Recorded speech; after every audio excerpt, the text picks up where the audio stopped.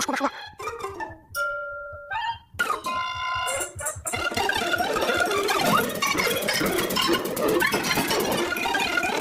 Пошла ну-ка на базар. Сова.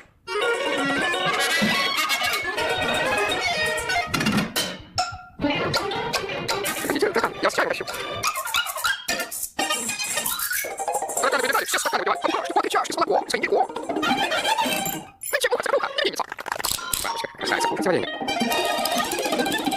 Иван, мне нравится наше угощение. Фу, какой-то старичок, паучок.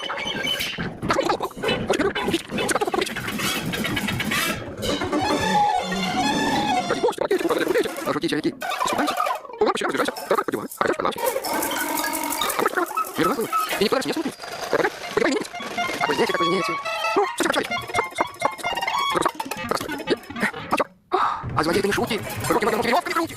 Ну, кричи, кричи. Нарывайте. А злодей молчит. Ухмыляйтесь. Друг откуда летит маленький комар. И руки говорит маленький фонарик. Я висок. Я злодей. Говорю, злодей.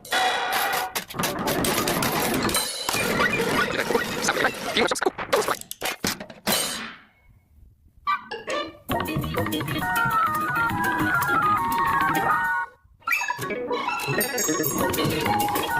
Ну, за руку берет и на кошечку ведет. Я злодея зарубил, я тебя освободил, и теперь поделиться, на тебя хочу жениться. Тут краски, козявки, поползают из-под лаки. Слава, слава, вору, победителю!